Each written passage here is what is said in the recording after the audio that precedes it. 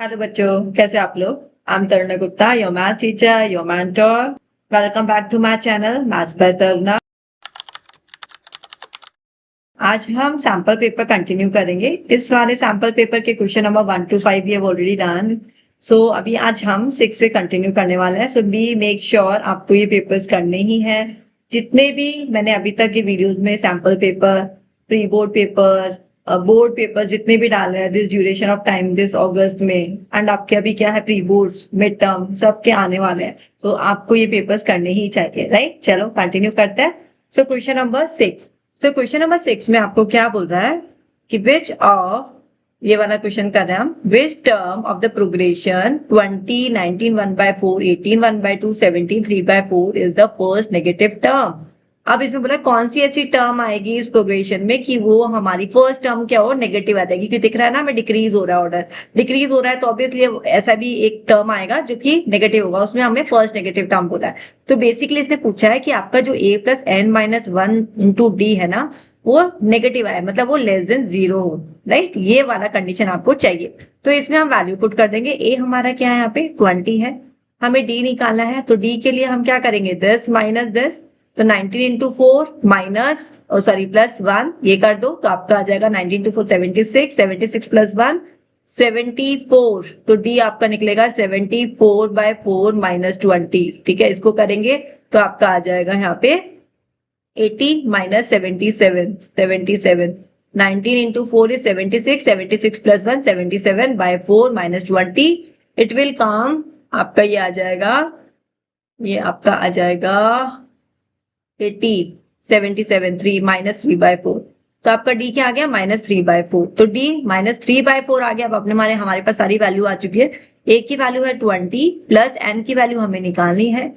D हमारा आ गया -3/4 and less than 0 हमें वैल्यू चाहिए, राइट। थोड़ा सा कैलकुलेशन है इस वाले क्वेश्चन में, तो इसको खोल देंगे तो ये हो जाएगा आपका 20 प्लस एन माइनस 1। तो इसको खोल देते हैं साथ में, तो साथ में खोलेंगे आपका क्या आ जाएगा 20 minus 3/4 N plus 3/4, minus minus plus हो जाएगा लेस देन 0। ठीक है, अब इसको एलसीएम ले लो, पूरी इक्वेशन को 4 से इंटू कर दो, तो 80 minus 3n plus 3 less than 0। ठीक है, इसको सॉल्व कर लो तो 83 माइनस 3n लेस देन 0। ठीक है, 83 3n को उधर भेज देंगे तो n क्या आ जाएगा आपका, n ग्रेटर देन 83/3। इसको आप सॉल्व करोगे ना तो आपका वैल्यू आएगा 27.6। मतलब n की वैल्यू क्या होनी चाहिए, ग्रेटर देन 27.6। तो मतलब आंसर होगा 28 टर्म। जो आपकी 28 टर्म आएगी ना वो क्या होगी, नेगेटिव होगी। 28 टर्म विल बी नेगेटिव। तो आपको क्वेश्चन को इस तरीके से करना है, इस तरीके से आपको अप्रोच लगानी है। तो लेस देन 0 का ध्यान रखना है, क्योंकि उस क्वेश्चन में बोला है कि नेगेटिव फर्स्ट टर्म चाहिए जो कि आपका वैल्यू लेस देन 0 होगा। ठीक है, ओके, गॉट इट। चल नेक्स्ट क्वेश्चन पे मूव करते हैं। Question number 7, the distance of the point P 2,3 2,3 अगर मैं पुट करूं तो 2 मैं यहाँ पे मान लेती हूँ, 3 यहाँ पे मान लेती हूँ, तो 2,3 मेरा यहाँ पे हो गया। From the x axis, from the x axis, जब भी एक्स एक्सिस का होगा प्लीज मेक श्योर आपको वाई कोऑर्डिनेट पे फोकस करना है, तो आंसर आपका 3 हो जाएगा डायरेक्टली, सोचना ही नहीं है। ठीक है, मैंने आपको इस तरीके से भी समझा दिया एंड इसमें आपको इतना भी नहीं करना है, एक्स एक्सिस बोले तो वाई कोऑर्डिनेट को आपका आंसर हो जाएगा। Now the next question 8, x-axis divides the join of 2, -3 and 5, 6 in the ratio। अब हम इसे थोड़ा सा प्लॉट कर लेते हैं ग्राफिकली। ठीक है, 2, -3 2, -3 हमारा कुछ यहाँ पे आ जाएगा 2, -3। ठीक है, और 5, 5 मेरा यहाँ होगा, 6 यहाँ पे होगा, तो 5, 6 यहाँ पे मान लेते हैं। और क्या कर रहा है, x डिवाइड कर रहा है, x से डिवाइड हो रहा है ये। ठीक है, x से डिवाइड हो रहा है, ये पूरा आप एज्यूम कर लो। हाँ, ये वाला पॉइंट हमें निकालना है। तो बेसिकली x, 0।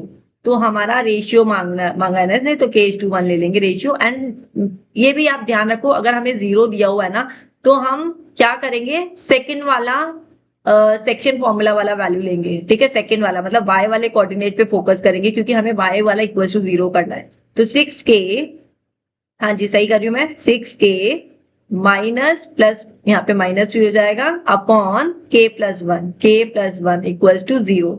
मैंने डायरेक्ट कर दिया यहाँ पे ये वाला वैल्यू वाला सेकंड वाला रेशियो। मैंने इंस्टेड ऑफ डूइंग 5k + 2 ये वाला नहीं किया, मैंने डायरेक्ट 6k को 6 से इंटू कर देंगे और फिर 1 को -3 से। तो इस तरीके से आपका वैल्यू आ जाएगा न्यूमरेटर का, एंड k+1।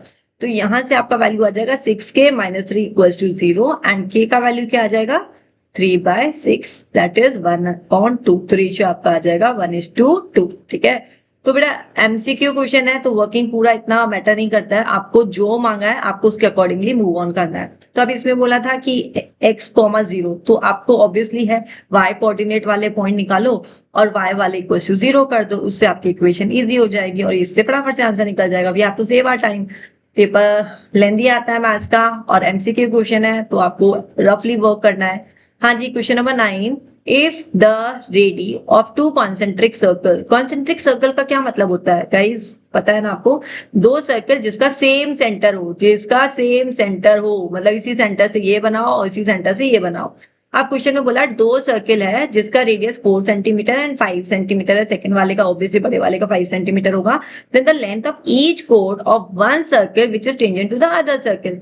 अच्छा, तो एक सर्किल के लिए वो कोड है और दूसरे सर्किल के लिए वो टेंजेंट है। तो अगर मैं इस फिगर को इस तरीके से बनाऊं, ये मेरा अंदर वाला सर्किल है जिसका रेडियस मैं ऐसे ले लेती हूँ 4 सेंटीमीटर और बड़े वाले का रेडियस मैं ऐसे ले लेती हूँ। ठीक है, ये वाला बड़ा वाला सर्किल हो जाएगा और मेरा ये इस तरीके से, ये इसके लिए ये टेंजेंट हो गया है, अंदर वाले सर्किल के लिए टेंजेंट है, बड़े वाले सर्किल के लिए this is code, this is code. अब इसको नाम भी दे देते हैं ABC और दिस इज O। ये आपका 4 है, ये आपका 5 है, आपको इसका लेंथ निकालना है AC का। ठीक है, तो AB हमारा पाइथागोरस थ्योरम से हो जाएगा। AB क्या हो जाएगा, AB स्क्वायर इक्वल्स टू 5 का स्क्वायर माइनस 4 का स्क्वायर, राइट। तो AB आपका क्या आ जाएगा 25 माइनस 16 विल कम आउट 9, 9 का रूट इज 3, तो AB आपका 3 आ गया। तो AC क्या हो जाएगा 2 into 3 दैट इज 6 सेंटीमीटर है आंसर। यस, ठीक है, बहुत इजी क्वेश्चन है।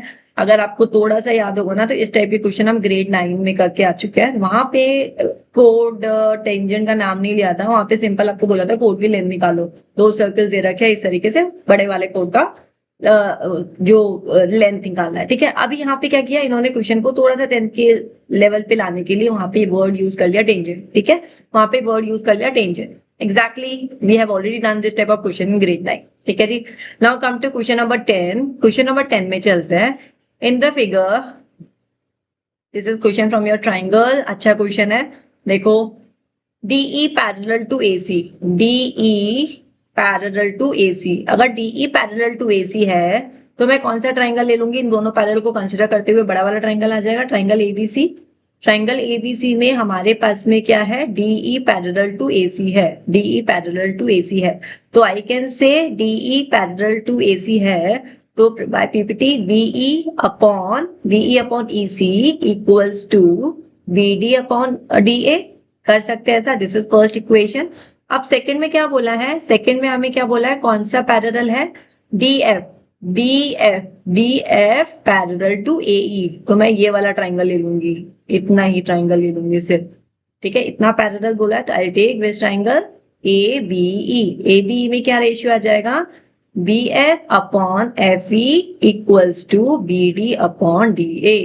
अब देखो इसमें ये वाला और ये वाला तो सेम है, फ्रॉम फर्स्ट एंड सेकंड ये दोनों तो कैंसिल हो जाएंगे जब मैं फर्स्ट एंड सेकंड को कंसिडर करूंगी और लेफ्ट वाले को मैं इक्वेट कर दूंगी, BE upon EC equals to BF upon FE।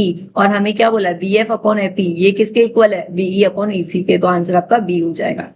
हाँ जी गाइस, समझ में आया, इजी क्वेश्चन से 6 to 10 आप इन्हें प्रैक्टिस कीजिए, एक बार वीडियो देखिए, वीडियो को बंद कीजिए, क्वेश्चन से खुद से ट्राई कीजिए, हो जाएंगे, नहीं होते हैं तो वीडियो को दोबारा देखिए। ठीक है, एंड इन केस आपको लगता है कुछ और क्वेश्चंस करना है मैम के साथ, do let me know in the comments. Thank you very much, bye, see in the next class.